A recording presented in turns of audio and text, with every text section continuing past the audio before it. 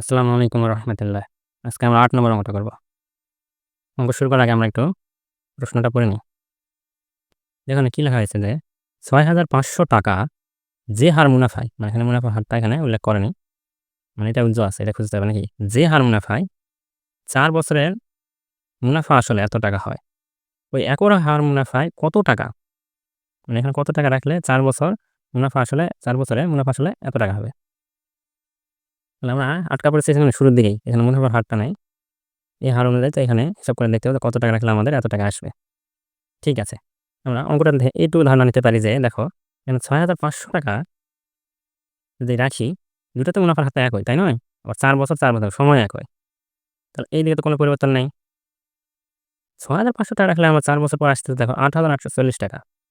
আর এখানে হচ্ছে ১০,২০০ টাকা হতে হবে। তাহলে আমাকে কত টাকা রাখতে হবে? তাহলে অবশ্যই এটার থেকে একটু বেশি হবে না অ্যামাউন্টটা? অঙ্কটা দেখে আমরা তো এটুকু বুঝতে পারলাম। তার মানে যদি এর চেয়ে এর চেয়ে বেশি না আসে উত্তর, তার মানে আমাদের অঙ্কতে কোনো ভুল হয়েছে। মানে আমরা অঙ্ক করেও যেন অনুমান করতে পারি যে আসলে কি ভুল হলো। উত্তর তো আমরা অঙ্ক করে দৌড় আগে উত্তর দেখি। উত্তর না দেখে আমরা এটুকু ধারণা নিতে পারবো যে আসলে অঙ্কটা ঠিক হলো না ভুল হলো। আমরা শুরু করলাম। ৮ নম্বর। আগে আমরা মুনাফার হারটা বের করব, তাই নয়? তার মানে হলো আমি এই আর এর মানটা বের করব। আর সমান কি? আর সমান আমরা জানি যে i divided by P N গুণ ১০০। এখানে ১০০ কিভাবে আসলো? এটা তো তোমাদের জানা থাকার কথা। আমি আগের ভিডিওতে বলেছি এগুলা। তো নির্ণয় করতে আমাদেরকে এইটা আর এই দুটা জানতে হবে, তাই নয়? এখানে প্রথমে যেটা ইন্টারেস্ট, সুদ বা মুনাফা, এটাই তো এখানে উল্লেখ করা নাই।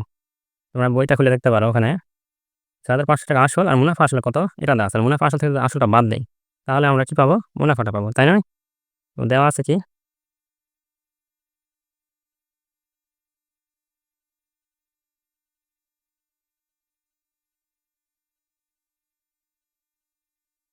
মুনাফা আসলে কত? ৮,৮৪০ টাকা। আর এখানে আসল কত? এটা আবার বিয়োগ চিহ্ন মনে করো না। মানে দুটা একত্রে, বুঝলা? এটা একটা হাইফেন। এখানে আসল কত? এখানে আসল হলো ৬,৫০০ টাকা। তাহলে এখান থেকে আমরা দেখো এর মধ্যে মুনাফা আসল দুটাই আছে। আর সেখান থেকে আসলটা বাদ দিলে আমরা পাবো কি? আমরা থাকবে আমাদের মুনাফাটা থাকবে। তাহলে এখানে কত আসতেছে? ২, ৩, ৪ টাকা। এটা আমাদের মুনাফা।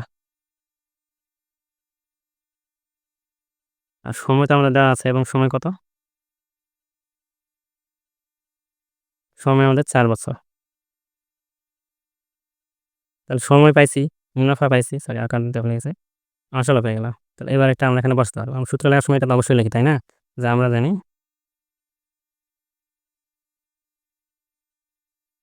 যদি হিসাব করি তাহলে কি আসে?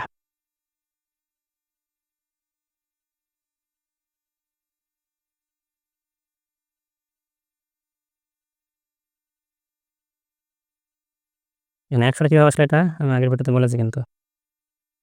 ভুলে গেলে পূর্বের ভিডিওটা দেখে আসতে পারো। এই ১০০ দুটো শূন্য কাটা, এটা দুটো শূন্য কাটা। তাহলে ৪ দিয়ে ওটা কাটা যায়, ৬৫ দিয়ে কাটা যায় নাকি? এটা একটু ক্যালকুলেটর দেখতে হবে। হ্যাঁ, ক্যালকুলেটর দেখো এটাতে কাটা যাচ্ছে। এটাতে কাটলে আমরা পাবো হলো ৩৬। আচ্ছা ৪ ভাগে ভাগ করে এটা তাহলে ৯ পাওয়া যায়। তার মানে মুনাফার হার ছিল ৯%, তাই না? হুম। তাহলে আমরা প্রত্যেক বছর এই ৯% করে মুনাফা পাইছি। এভাবে আমরা কত বছরের জন্য রাখছিলাম? ৪ বছরের জন্য রাখছি। ৪ বছরের জন্য টাকাটা রাখছি। ওই ৬,৫০০ টাকা। ৪ বছর রাখছি। ৪ বছর রাখছি আর প্রত্যেক বছর আমাকে এই ৯% করে সুদ দিছে বা মুনাফা দিছে। তো ৪ বছরে মনে করো ধরে না, এবার দেখো ৯% দ্বারা কি বুঝাইছে যে ১০০ টাকায় ৯% মানে ৯ টাকা সুদ, তাই নয়? তার মানে আমি ১০০ টাকা যদি রাখি ১ বছর পরে আমি পাবো হলো ১০০ টাকা যদি আমি রাখি, তাহলে আমি ১ বছর, এগুলো আমি রাফ বুঝলে, এটা অঙ্কের সাথে কোনো সম্পর্ক নাই। ১০০ টাকা যদি আমি রাখি তাহলে আমরা ১ বছর পর পাবো হলো ১০৯ টাকা, তাই না? এভাবে ৯ টাকা ৯ টাকা করে তো আমার যোগ হতে থাকবে প্রত্যেক বছর। আমি কিন্তু রাখছি এটা হলো ৪ বছরের জন্য। এখন ৪ বছরের জন্য রাখছি। তো ৪ বছরে আমি কত পাবো? তো ৪ ৯ ৯ করে ৪ বার পাবো না। তাহলে ৪ নং কত হচ্ছে? ৩৬ টাকা। তাহলে আমি মোট ৩৬ টাকা পাবো ৪ বছরে। কত? যদি আসল হয় ১০০ টাকা। তাহলে অতএব আমরা কি বুঝতে পারলাম যে 9 সরি 4 বছরে বছরের মুনাফা কত আসতেছে? এই 9 গুণ 4, তার মানে হলো 36%। এখন তাহলে আমরা এখানে কি বুঝলাম যে এই 36% মুনাফায়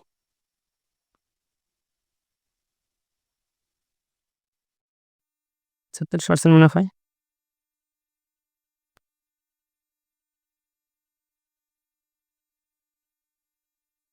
36% মুনাফায় আমাদের মুনাফা আসল কত হবে?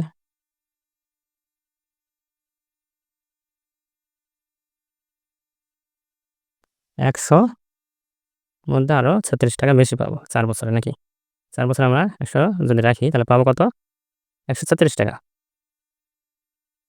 তাই নয়? আচ্ছা, টাকা এখানে লেখা লাগতো। পাবো আমরা কত? 136 টাকা। তাহলে এখানে আমাদের এইটা কি? 136 হলো আমাদের মুনাফা মানে মুনাফা আর আসল একত্রে।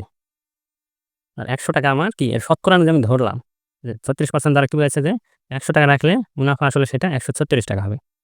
আচ্ছা, এখানে পরবর্তী লাইনে মুনাফা আসল কিন্তু দেওয়া আছে যে 10,200 টাকা মুনাফা আসল। তাহলে কত টাকা রাখছিল?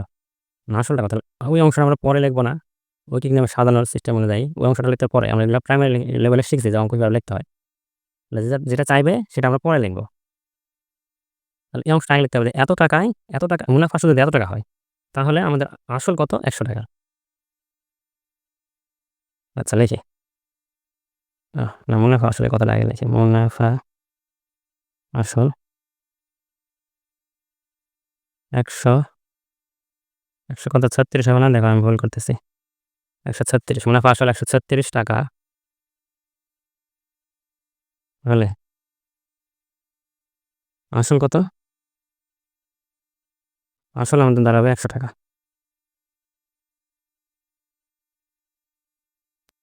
তাহলে মুনাফা আসল যদি আমাদের 1 টাকা হতো তাহলে অবশ্যই এটা কম হবে, তাই না? কম হলে আমরা বুঝি যে এটা ভাগ করতে হবে। আচ্ছা, আমাদের দেওয়া ছিল কত? যে মুনাফা আসল 10,200 টাকা। তোমরা বইয়ের মধ্যে প্রশ্নটা দেখতে পারো। এত টাকা হলে তাহলে এবার বেশি হবে, তার মানে গুণ। তাহলে আমরা এই 100 র সাথে গুণ করতে গেলে মানে এই জিনিসটা যদি আমি গুণ করি এখানে পাশে তাহলে জিনিসটা উপরের অংশের সাথে গুণ হবে না। এজন্য কিন্তু এভাবে লেখা হয়। এটা কি কোনোদিন আগে ভাবে দেখছো? নিচে হলে 136। আচ্ছা, তো এবারে কাটাকাটি করতে গিয়ে দেখো 136 দিয়ে আমি এটা কাটবো। তাহলে কত হয়? ক্যালকুলেটর হিসাব করে দেখতে পারো। আচ্ছা, এখানে একটা বিষয়, এটা দিয়ে যে 136 দিয়ে এটা কাটা যে যাবে, এটা কিভাবে বুঝলাম? এখানে কিন্তু আসল আর 100 এই মুনাফা আসল এটার অনুপাতই কিন্তু এটা। অনুপাত সম্পর্কে অবশ্য ধারণা আছে যে অনুপাতই ছিল এটা, যে আসল আর মুনাফা আসলের অনুপাত হলো এটা 100 100 আর 136। এই অনুপাতে কিন্তু আসল আর মুনাফা আসল ভাগ করা আছে। মানে 200 টাকা রাখলে এদিকে এটা ওটা ডবল হবে 272 টাকা এরকম। তো এই অনুপাতে যদি মুনাফা আসলটা যদি তৈরি হয়ে থাকে তাহলে অবশ্যই এটা দিয়ে এটা কাটা যাবে। যদি কোনো সমস্যা থাকে এটা বুঝতে তো কমেন্টে অবশ্যই জানাবেন। আমি এই বিষয়ে একটু অনুপাত বিষয়ে অবশ্যই ধারণা দেওয়ার চেষ্টা করব। এটা এখন আমি এটার বিস্তারিত আলোচনা যাচ্ছি না। কারণ আমরা মুনাফা সম্পর্কে অনুপাত সম্পর্কে আগে কিন্তু পড়েছি। অনুপাত আমাদের ক্লাস 6 থেকে ছিল। তাহলে এটা দিয়ে এটা কাটিয়ে আমি ক্যালকুলেটর হিসাব করে দেখলাম, এটা হলো পাওয়া যায় আমাদের 75। তাহলে আমরা ১০০ দ্বারা এটা গুণ করলে পাবো 75 আর ২ টা 0 নাকি? মানে ৭,৫০০ টাকা আমাদেরকে রাখতে হবে। তাহলে দেখো আমরা পূর্বে যে অনুমান করেছিলাম যে ৬,৫০০ রাখলে ৮,৮৪০ টাকা হয়। তাহলে অবশ্যই আমাদেরকে ওর থেকে বেশি রাখতে হবে। তখন না ১০,২০০ টাকা হবে। তাহলে আমরা পেলাম কি ৭,৫০০ টাকা রাখলে আমাদের ১০,২০০ টাকা আসতো। আমি ভিডিওটা কি লম্বা হয়ে যাচ্ছে? আমি কি আরেকটা অঙ্ক করি নাকি? ১২ মিনিট কেবল তো হয়েছে, ঠিক আছে। তাহলে আমি আরেকটা অঙ্ক করে নিই।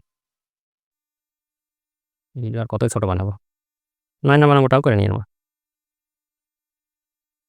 ৯ নম্বর প্রশ্নটা একটু পড়ে দেখি কি লেখা আছে যে, রিয়াজ সাহেব কিছু টাকা ব্যাংকে জমা রেখে কিছু টাকা ব্যাংকে জমা রাখছে। কিন্তু টাকাটার পরিমাণ দেওয়া নাই। ৪ বছর পর এত টাকা মুনাফা পেলেন। কিছু টাকা জমা রাখছে মানে এখানে কিন্তু পিটা আমাদের নাই। কত টাকা রাখছিল? ৪ বছর পরে এত টাকা মুনাফা পাইছে। ব্যাংকের বার্ষিক মুনাফার হার এত টাকা হলে তাহলে মুনাফার হার মানে আর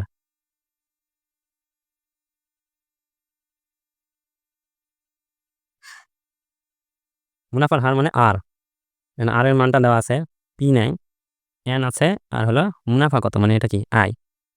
এই অঙ্কটা তো খুবই সোজা, তাহলে আয় আছে, N আছে, আরও আছে, শুধু P9, P এর মান বের করতে হবে, শুধু আমরা সূত্র দেই এটা করে দিতে পারো। এবং এই ভিডিওটা তোমার এই পরে না দেখলেও চলবে, এখান থেকে স্কিপ করে যেতে পারো, দেখো এটা নিজে করতে পারো কিনা।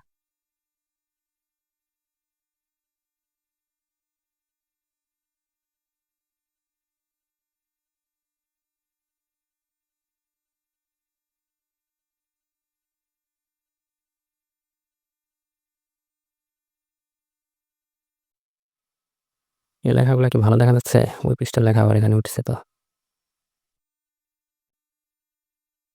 আর সমান সমান 8,0,5,000, আর তো অবশ্য সবকিছু পার্সেন্ট হয়, তাই না? আর এন সমান কত, বছর কত হলো, 4 বছর।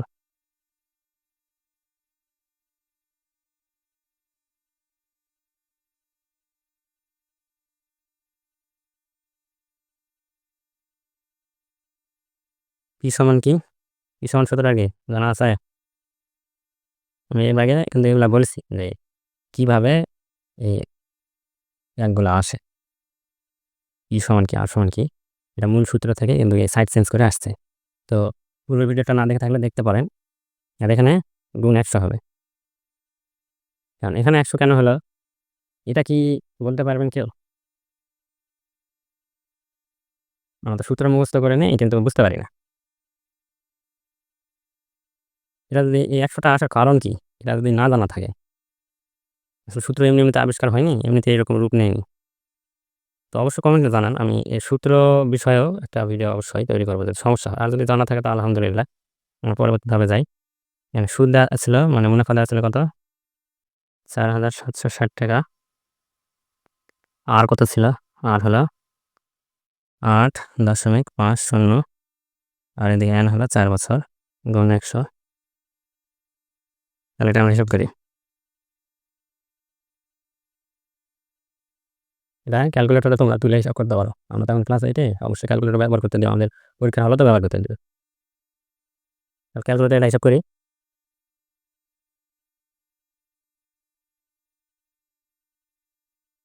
তাহলে আমরা এইটা দিয়ে যদি এটা কাটে তাহলে 560 পাওয়া যায়।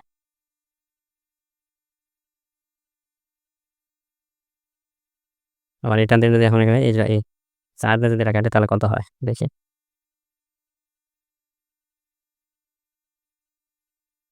140 পাচ্ছি। 140, তাহলে 140 আর 100 গুণ করলে কত হচ্ছে? এই 140-এর সাথে শুধু দুটা জিরো, নাকি 100 গুণ করলে দুটা জিরো এত টাকা। ভিডিওটা অনেক লম্বা হয়ে গেল মনে হয়, আজ এই পর্যন্তই থাক। আগামী ক্লাসে আমরা 10 নম্বরটা বা 10 নম্বর পরে যদি আরো করা যায় তাও করবো। আচ্ছা, আসসালামু আলাইকুম।